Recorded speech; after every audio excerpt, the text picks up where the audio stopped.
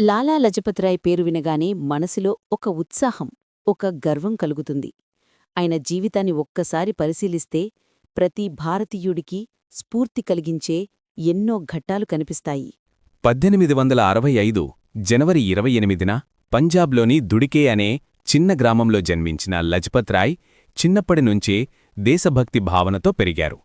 చదువులో ముందుండి లాహోర్లో న్యాయశాస్త్రం చదువుతూ ఆర్యసమాజ్ ఉద్యమంలో చురుకుగా పాల్గొన్నారు. ఆర్యసమాజ్ ద్వారా ఆయన హిందూ సమాజంలో సంస్కరణలకు నాంది పలికారు. 1886లో హిస్సార్లో ఆర్యసమాజ్ శాఖను స్థాపించి విద్యా విస్తరణకు దయానంద్ ఆంగ్లో వేదిక్ పాఠశాలలు, కళాశాలలు ప్రారంభించారు. ఆయన న్యాయవాదిగా పనిచేస్తూ సామాజిక సేవలోనూ ముందుండేవారు. 1897 కరువు సమయంలో అనాథాశ్రమాలు స్థాపించి బాధితులకు సహాయం చేశారు.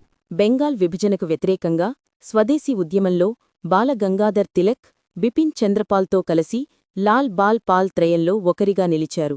విదేశీ వస్తువులను బహిష్కరించి స్వదేశీ పరిశ్రమలను ప్రోత్సహించడం ద్వారా దేశీయ ఆర్థిక వ్యవస్థను బలోపేతం చేశారు.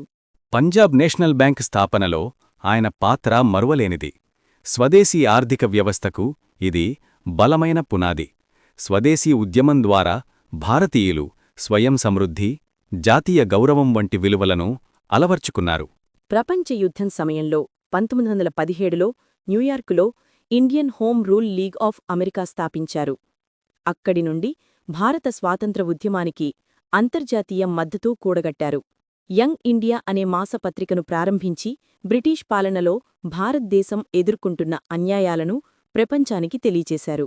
అమెరికా కాంగ్రెస్కు 32 పేజీల పిటిషన్ సమర్పించడం ద్వారా భారత ప్రజలు ఎదుర్కొంటున్న కష్టాలను అంతర్జాతీయ వేదికపై వివరించారు. ఈ ప్రయత్నాలు భారత స్వాతంత్ర ఉద్యమానికి కొత్త ఊపునిచ్చాయి. 1920లో తిరిగి భారతదేశానికి వచ్చి మహాత్మాగాంధీ నేతృత్వంలో కార ఉద్యమంలో కీలక పాత్ర పోషించారు. ఆయన నాయకత్వంలో ప్రజలు బ్రిటిష్ పాలనకు వ్యతిరేకంగా నిలబడ్డారు. 1928 సైమన్ కమిషన్కు వ్యతిరేకంగా లాహోర్లో నిర్వహించిన నిరసనలో పోలీసుల లాఠీచార్జులో తీవ్రంగా గాయపడ్డారు.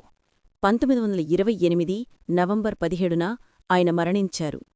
కాని ఆయన మరణం భారత స్వాతంత్ర ఉద్యమాన్ని మరింత ఉధృతం చేసింది. లజపత్ రాయ్ రచయితగానూ ప్రసిద్ధి. The story of my deportation, Arya Samaj, England debt to India, young India, unhappy India వంటి పుస్తకాలు ఆయన రచించారు. ఈ రచనలు దేశభక్తి, జాతీయ చైతన్యాన్ని పెంపొందించాయి.